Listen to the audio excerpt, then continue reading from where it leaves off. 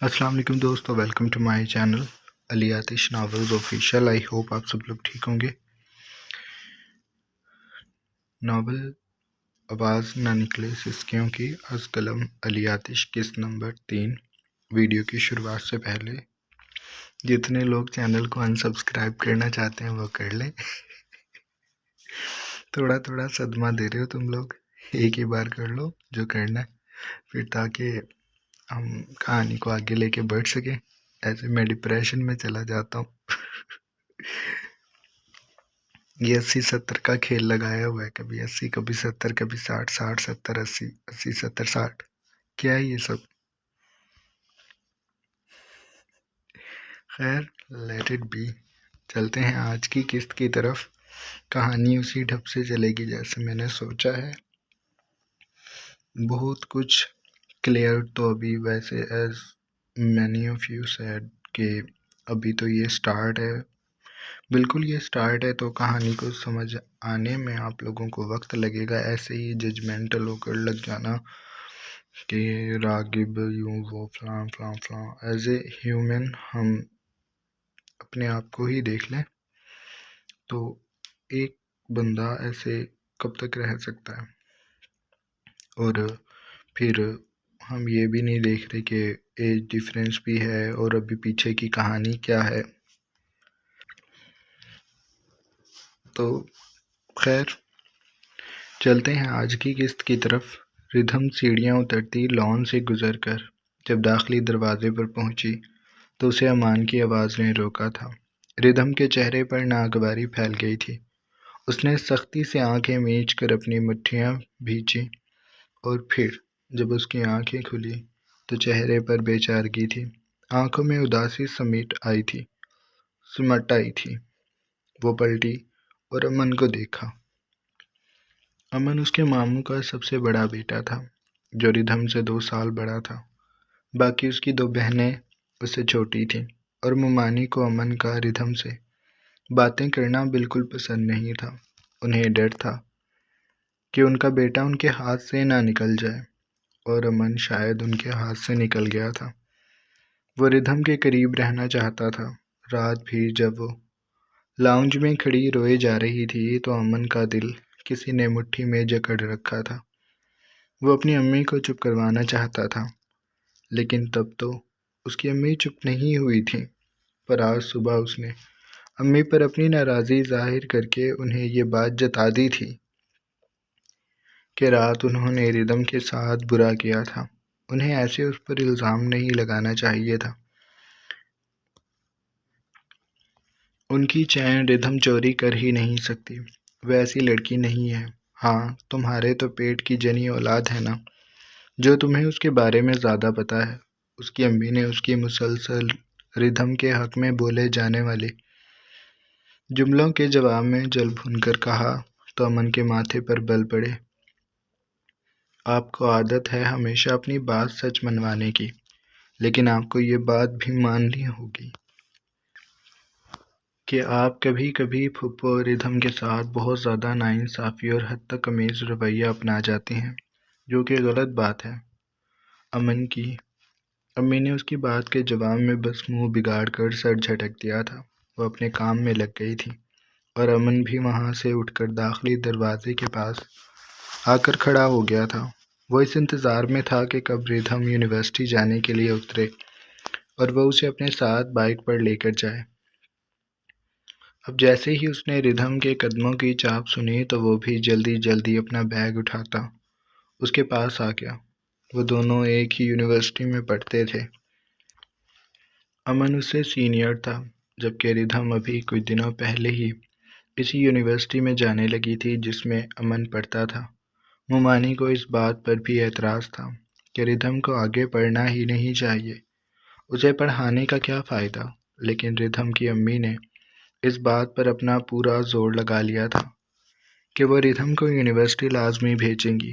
वो चाहती थी कि रिधम भी पढ़ लिख कर अपने पैरों पर खड़ी हो जाए, लेकिन रिधम के ख्वाब कुछ दूसरे थे जिनसे उसकी अम्मी भी ना वाकिफ़ थी।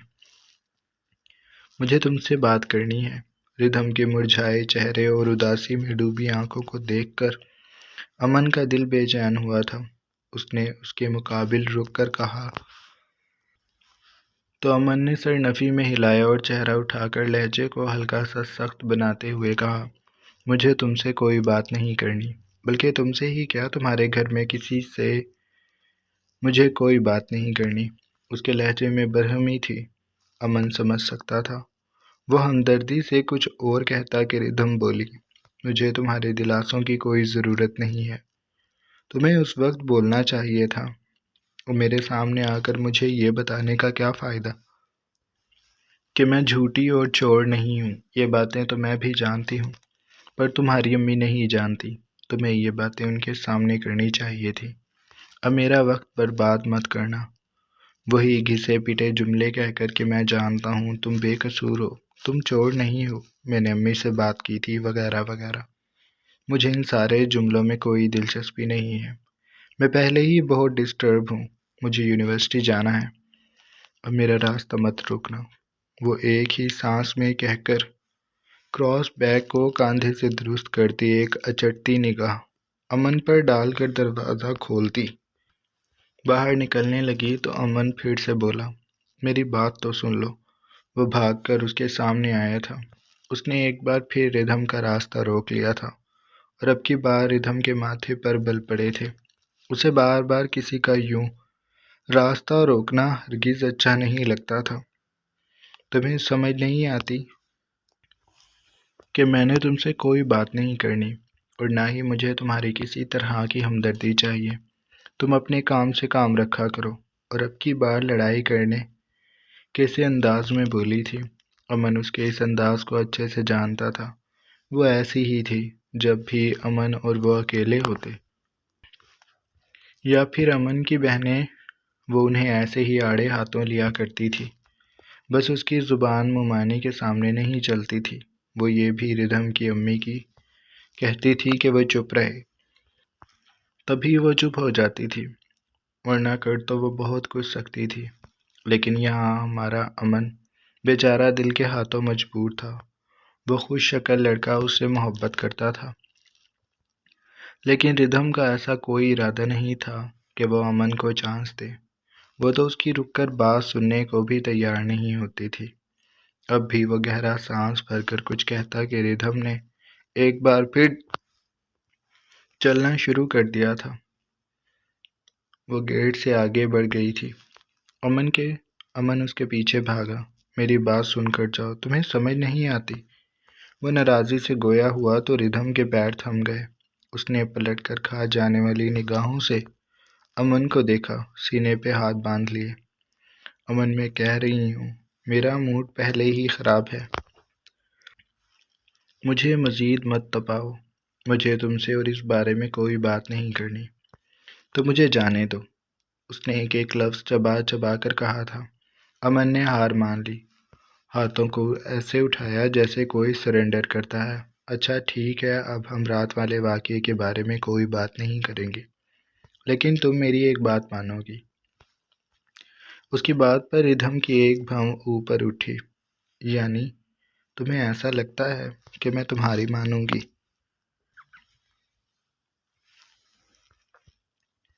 تو میرے ساتھ بائک پر چلو، میں اور تم آج سے یوں نہیں اکٹھے جائیں گے، بلکہ اب سے ہم دونوں اکٹھے جایا کریں گے۔ میں بھی تو اسی یونیورسٹی میں پڑھتا ہوں۔ پھپھو مجھے کہہ رہی تھی کہ انہیں پریشانی ہوتی ہے، وہ تمہیں یونیورسٹی چھوڑ نہیں پاتی، اس لیے میں نے انہیں کہہ دیا کہ وہ پریشان نہ ہوں۔ اب سے ردھم میری ذمہ داری ہے۔ وہ فراق دلی سے اپنی قربانی بتا رہا تھا۔ ردھم کی ہنسی نکل گئی۔ امن اسے تعجب سے دیکھنے لگا۔ اس میں ہنسنے والی کون سی بات ہے؟ اس نے پوچھا تو ردھم نے اپنی ہنسی دبائی اور بولی، میں تمہاری ذمہ داری نہیں ہوں۔ تمہاری ذمہ داری تمہاری دو بہنیں ہیں، تمہاری ماں ہے اور تمہارے ابو۔ میں کسی کی ذمہ داری نہیں ہوں، خاص کر تم لوگوں کی۔ میں اپنا سب کچھ خود کر سکتی ہوں۔ امی کو تو عادت ہے پریشان رہنے کی، لیکن مجھے کوئی عادت نہیں ہے لوگوں سے مدد لینے کی۔ میں اپنا سب کچھ خود مینیج کر سکتی ہوں۔ تمہاری مدد اور اس اعلیٰ ظرفی کا شکریہ، لیکن مجھے تمہاری کوئی مدد نہیں چاہیے۔ اب تم جا سکتے ہو، بلکہ میں جاتی ہوں۔ خدا حافظ۔ اب مجھے پیچھے سے آواز مت دینا، ورنہ جوتی مار دوں گی۔ وہ اسے تنبیہ کرتی آگے بڑھ گئی تھی، اور امن جانتا تھا اب اگر اس نے ردھم کو آواز دی تو وہ سچ میں اسے جوتی اتار کر مار دے گی، اس لیے اسے دل گرفتی سے جاتے دیکھتا رہا اور خود پلٹ کر اندر واپس چلا گیا۔ ردھم جب سڑک عبور کرنے کے بعد بس سٹاپ پر پہنچی تو بس آئی ہوئی تھی۔ اس نے بس میں چڑھنے کے لیے قدم آگے بڑھایا، پھر ایک پل کے لیے رک کر اپنے حکم میں دیکھا امن بائک لے کر وہاں پہنچا ہی تھا، اور اس کے چہرے پر صاف لکھا تھا کہ وہ ردھم کے لیے یہاں آیا ہے۔ لیکن ردھم بس میں سوار ہو گئی تھی۔ اس نے ہوش سنبھالتے ہی خود سے ایک وعدہ کیا تھا، وہ یہ تھا کہ اس نے کبھی بھی کسی پر ڈیپینڈ نہیں کرنا۔ اللہ نے اسے باقی انسانوں کی طرح مکمل بنایا ہے، اور جو لوگ مکمل ہوتے ہیں وہ سہاروں کے تلاش میں ادھر ادھر نہیں بھٹکتے، وہ اپنے سب کام خود کرتے ہیں، اور ردھم بھی اپنا ہر کام خود کرنے کی کوشش کرتی تھی۔ امن کو لگتا تھا کہ وہ ردھم کو اچھے سے جانتا ہے، لیکن وہ غلط تھا۔ ردھم کو تو اچھے سے اس کی امی بھی نہیں جانتی تھی۔ گاڑی سڑک پر دوڑ رہی تھی۔ راغب کی نگاہیں سامنے تو تھیں، لیکن وہ کنکھیوں سے اپنی ناراض بیٹی کو بھی دیکھ رہا تھا، جو منہ پھلائے سیٹ پر بیٹھی تھی۔ یار بیٹا، سوری کر تو رہا ہوں، اب موڈ ٹھیک کر لو اپنا۔ مجھے یاد تھا، میں تمہاری کہی گئی بات کو کیسے بھول سکتا ہوں؟ میں نے آج تمہیں لے کر جانا ہی تھا، بس تمہیں رات کو بتانا بھول گیا تھا۔ وہ جب سے سہانا کو لے کر یونی کے لیے نکلا تھا تب سے وہ اسے منا رہا تھا، لیکن سہانا کے تاثر نہیں بدل رہے تھے۔ اچھا ٹھیک ہے، میرے پاس ایک اور راستہ ہے تمہیں منانے کا، ہم شام میں باہر آئس کریم کھانے چلیں گے۔ اس نے ہاتھ بڑھا کر سہانا کا ہاتھ پکڑنا چاہا تو اس نے اپنا ہاتھ پیچھے کر لیا۔ اس کے اس عمل نے راغب کو تکلیف پہنچائی تھی۔ سہانا اور شایان کا یہ رویہ اسے ہرٹ کرتا تھا۔ میں نے کہیں بھی نہیں جانا، میں آج آرام کرنا چاہتی ہوں۔ یونیورسٹی کا وزٹ کرنے کے بعد میں بس اپنے روم میں رہوں گی، مجھے کسی سے کوئی بات نہیں کرنی، وہ کہہ کر کھڑکی سے باہر دیکھنے لگی تھی۔ راغب جو اسے مسکراتے ہوئے منا رہا تھا اب اس کی مسکان سمٹ گئی تھی۔ اس نے لب بھیج کر ضبط کیا اور سر کو خفیف سی جنبش دینے کے بعد وہ دوبارہ سے ونڈ اسکرین سے سامنے سڑک کو دیکھنے لگا تھا۔ وہ یونی پہنچی تو نمل پہلے ہی وہاں موجود تھی۔ میں کب سے تمہارا انتظار کر رہی تھی۔ وہ نمل کے قریب آئی تو وہ بولی تھی۔ ردھم نے اس کی کمر کے گرد بازو لپیٹا اور اس کے ساتھ ساتھ چلنے لگی۔ بس گھر سے لیٹ نکلی تھی۔ نمل اس کے اسکول کی دوست تھی، وہ دونوں پھر کالج بھی ساتھ پڑھی، اور اب یونیورسٹی میں بھی وہ دونوں ساتھ تھیں۔ نمل پڑھائی میں اچھی تھی، وہ اس یونیورسٹی میں اسکالرشپ پہ داخل ہوئی تھی۔ ردھم بھی اسکالرشپ پہ ہی تھی، لیکن اس کی امی اس کا خرچہ اٹھا سکتی تھی، اس لیے انہوں نے ردھم کی اسکالرشپ کے پیسے باؤنڈ کروا دیے تھے تاکہ آنے والے وقتوں میں اس کے کام آ سکیں، اور تبھی ردھم چوریاں کرتی تھی۔ کچھ اس کی ضرورت ہوتی اور کچھ وہ ممانی کو تنگ کرنے کے لیے ان کے پیسے اٹھا کر غریبوں میں بانٹ دیتی۔ اور رات اس نے جو چین اڑائی تھی وہ اس نے یونیورسٹی کے باغیچے میں بیٹھ کر نمل کے سامنے کی۔ یہ کیا ہے؟ نمل نے چین کو ہاتھ میں لے کر پوچھا تھا۔ یہ تم بیچ دینا، تم نے اسکوٹی لینی تھی نا، تو یہ میرا اس میں کنٹریبیوشن ہے، وہ بے نیازی سے بولی تھی۔ لیکن نمل کو کرنٹ لگا تھا۔ کیا مطلب؟ یہ ہے کس کی؟ اس کی بے چینی کو دیکھتے ردھم نے اسے ساری بات بتا دی اور نمل ساکت رہ گئی۔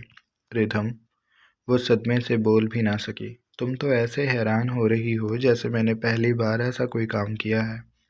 میں یہ اکثر کرتی رہتی ہوں، تم جانتی ہو۔ ردھم اور نمل ایک دوسرے کو ہر ایک بات بتایا کرتی تھی۔ ان کی دوستی بے حد گہری تھی، لیکن اس سے تم پھنس سکتی ہو۔ تم جانتی ہو نا، تمہارے ماموں SHO ہیں، اگر انہوں نے جانچ پڑتال کر لی اور ہم پھنس گئے تو ریتھم کے حلق تک کڑواہٹ پھیل گئی۔ اس نے گندا سا منہ بنایا۔ وہ ایک بوڑھے ایس ایچ او ہیں جن سے اب کچھ نہیں ہوتا۔ حرام جمع کر کر کے پورا گھر بھر رکھا ہے۔ وہ جانچ پڑتال میں نہیں پڑیں گے، اپنی حرام کی کمائی سے اوڑھ لے لیں گے۔ تم پریشان نہ ہو، بلکہ تم یہ چین مجھے دو، میں بیچ دوں گی، پھر ہم سکوٹی لینے چلیں گے۔ نمل اس کی بات پہ چپ سی ہو گئی۔ اس کی صورت کو دیکھ کر ریدھم نے اس کا ہاتھ پکڑا تو نمل نے نم آنکھوں سے ریدھم کو دیکھا۔ میری اتنی فکر کیوں کرتی ہو؟ ریدھم نے اسے پہلے تو رونے پہ ناراضی سے دیکھا، پھر اپنے سینے سے لگا کر وہ شرارت سے بولی، کیونکہ میں نے تمہیں گود لے لیا ہے تو میرا بچہ ہو۔ وہ ماؤں کی طرح اس کا ماتھا چوم کر بولی تو نمل بے ساختہ ہنسی، اور تم میرا باس ہو۔ ریدھم کو یہ نام اچھا نہ لگا۔ نہیں، میں ڈون ہوں اور تم میرا رائٹ ہینڈ ہو۔ نمل اس کی بات پر ہنسی۔ چلو یہ ٹھیک ہے۔ پھر وہ دونوں کچھ دیر وہاں بیٹھی رہیں۔ پھر جیسے ہی کلاس کا وقت ہوا تو وہ اٹھ کر کلاس لینے نہیں، بس ٹائم پاس کے لیے چلی گئی تھیں۔ یونی میں بہت سے نمونے آ رہے تھے۔ وہ ایک آدھ لیکچر لینے کے بعد انہیں دیکھنے آ جاتی تھی۔ وہ دونوں اس وقت اپنے رپارٹ سے آگے بنے زنوں پہ بیٹھی ہر آتے جاتے کو تنقیدی نگاہوں سے دیکھ رہی تھی۔ کبھی ریدھم نمل کو ہلا کر کسی کی جانب متوجہ کرتی تو کبھی نمل اسے کسی کو دکھانے لگتی۔ تبھی ریدھم کو لگا جیسے ماحول تھم گیا۔ آسمان پہ اڑتی چڑیا، ہوا سے ہلتے پتے، یونی میں چلتے لوگ، سب کچھ جیسے تھم گیا تھا، اور وہ خود بھی۔ سامنے سرخ اینٹوں کی روش پہ بلیک ڈنر سوٹ میں ملبوس نک سک سے تیار ہوا راغب چوہان مضبوط قدم اٹھاتا آ رہا تھا۔ اس کی آنکھوں پہ سن گلاسز لگے تھے۔ وہ اپنے اطراف سے بالکل بے نیاز تھا۔ بہت سی نگاہیں اس کی طرف اٹھی تھیں اور بہت سے قدم رک گئے تھے۔ سہانا نے بھی یہ تبدیلی محسوس کی تو اسے اریٹیشن ہونے لگی۔ وہ راغب کے ساتھ تبھی کہیں نہیں آتی تھی کیونکہ پھر اسے وہاں سب کو یقین دلانے میں ایک عرصہ بیت جاتا تھا کہ وہ اس کا باپ ہے۔ سہانا دانستہ سب کو نظر انداز کرتی یونی کو دیکھ رہی تھی۔ راغب اس سے چند قدم آگے تھا، پھر اس نے رک کر سہانا کا ہاتھ پکڑا۔ وہ لبوں کی جنبش سے کچھ مسکرا کر بولا تھا۔ اس کے گالوں پر گڑھے پڑتے تھے۔ ریدھم نے دور سے بھی انہیں دیکھ لیا تھا۔ پھر وہ مبہوت سی کھڑی ہو گئی۔ دل کا کنٹرول پورے جسم پہ ہو گیا تھا۔ وہ نہیں جانتی تھی کہ وہ کہاں جا رہی ہے، کیوں جا رہی ہے۔ اسے کسی بات کا ہوش نہیں تھا۔ نمل اس کے یوں اٹھنے اور پھر چلنے پہ اسے آوازیں دے رہی تھی، لیکن ریدھم کے لیے تو سب کچھ رک گیا تھا۔ ہر شور تھم گیا تھا۔ اسے بس سامنے سے آتے شخص کے بھاری بوٹوں کی دھمک اپنے دل پہ پڑتی محسوس ہو رہی تھی۔ وہ شخص ایک سحر کن شخصیت رکھتا تھا۔ اس کی خوشبو ریدھم کے ہر قدم پہ قریب ہو رہی تھی۔ وہ روش پہ آگے تھی۔ راغب چوہان اس کے پاس سے گزر رہا تھا۔ اس کا شانہ بہت بچانے کے بعد بھی ریدھم کے شانے سے ٹکرا گیا تھا۔ اس کے گزرتے ہی ریدھم کا سحر ٹوٹا تھا۔ اس نے اپنے شانے پہ ناک دھیرے سے رگڑا اور گہرا سانس بھرا۔ آنکھیں بند کر کے وہ اس شخص کی خوشبو کو محسوس کر رہی تھی جو آگے بڑھ گیا تھا۔ ریدھم، کیا ہو گیا ہے تمہیں؟ نمل اس کے قریب آ کر چیخی تو وہ ہوش میں آئی تھی۔ میرے رائٹ ہینڈ وہ بندہ کون تھا؟ وہ خواب کی سی کیفیت میں پوچھ رہی تھی۔ نمل نے اس کی نگاہوں کے تعاقب میں دیکھا۔ وہ اس لڑکی کا بڑا بھائی یا چاچو ہوگا، نمل نے اندازہ لگایا۔ لیکن تم یہ کیوں پوچھ رہی ہو؟ ہمیں اس سے کیا؟ نمل نے شانے اچکا کر کہا تو ریدھم نے آنکھیں موند لی، کیونکہ مجھے ایسے لگ رہا ہے جیسے مجھے کچھ ہو گیا ہے۔ میں نے اسے ایک بار اور دیکھنا ہے۔ پھر اس نے آنکھیں کھولی، نمل کا ہاتھ پکڑا اور اسی راستے تیزی سے قدم اٹھانے لگی جس راستے راغب گیا تھا۔ نمل حیران تھی کہ ریدھم کیا کر رہی ہے، لیکن ریدھم کا خود پہ فی الحال قابو نہیں تھا۔ اسے بس راغب کو دیکھنا تھا۔ وہ تیز تیز قدم اٹھاتی آگے بڑھ رہی تھی۔ اس کا نام راغب چوہان ہے، ایک بہت بڑا بزنس مین۔ جس کی عمر تمہارے باپ جتنی ہے، اور میرا نہیں خیال کہ تمہیں اس کی طرف متوجہ ہونا چاہیے۔ تم اپنی عمر دیکھو، بس 19 کی ہو، کچھ عرصے میں 20 کی ہو جاؤ گی بس، اور وہ 40 سال کا ہو چکا ہے، اس کے 2 بچے بھی ہیں، بیٹی تم جتنی ہے۔ ہوش کے ناخن لو، یہاں سنبھل جاؤ، میں یہیں سنبھل جاؤ، تم میں اور اس میں بہت فاصلہ ہے، عمروں کا بھی، سٹیٹس کا بھی۔ نمل اور وہ راغب کی جاسوسی کرتی رہیں۔ وہیں یونی میں بیٹھ کر انہوں نے راغب چوہان کے بارے میں کافی کچھ جان لیا تھا۔ انہوں نے اپنا پہلا سوال اس لڑکے سے کیا تھا جو پروفیسرز کے چھوٹے موٹے کام کر دیا کرتا تھا۔ اس نے جب اس آدمی کی جانب اشارہ کرتے 2 لڑکیوں کو دیکھا تو اس نے تعجب سے پوچھا، آپ ان کی بات کر رہی ہیں؟ نمل سے پہلے اسے آگے آ کر ردھم نے سر ہلایا۔ وہ بہت بڑے بزنس مین ہیں، بہت بڑے آدمی ہیں، آئے دن اخباروں میں ان کے بارے میں لکھا ہوا آتا رہتا ہے۔ ردھم کی آنکھیں اس معلومات پہ پھیل گئیں، یعنی وہ ایک مشہور شخصیت ہے، تو یقیناً گوگل اسے جانتا ہوگا۔ تبھی انہوں نے وہاں سے اپنا راستہ ناپا اور ایک خالی کمرے میں آ کر وہ دونوں راغب کے متعلق معلومات نکال کر بیٹھ گئیں۔ نمل کو اب ردھم پہ ہنسی آ رہی تھی۔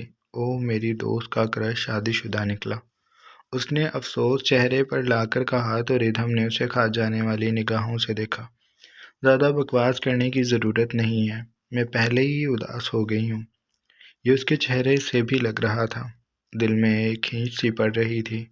راغب کے نقوش آنکھوں کے سامنے سے نہیں جاتے تھے۔ اس کی خوشبو سے سانسیں ابھی تک مہکی تھیں۔ اسے بہت دکھ ہو رہا تھا۔ وہ یونی سے بھی بڑے بوجھل قدموں سے گھر لوٹی تھی۔ اس کا دل اچانک ہی ہر چیز سے اچاٹ ہو گیا تھا۔ جاری ہے۔ تو جناب، یہ تھی ہماری آج کی ایپیسوڈ۔ آئی ہوپ آپ کو اچھی لگی ہوگی۔ اگر آپ کو قسط اچھی لگی ہے تو آپ چینل کو لازمی سبسکرائب کر لیں، بیل آئیکن کے بٹن کو پریس کر لیں تاکہ نئے آنے والی ویڈیوز آپ کو بآسانی ملتی رہیں۔ اپنا ڈھیر سارا خیال رکھیے گا۔ بہت جلد ایک نئی قسط کے ساتھ حاضر ہوں گے۔ اللہ حافظ۔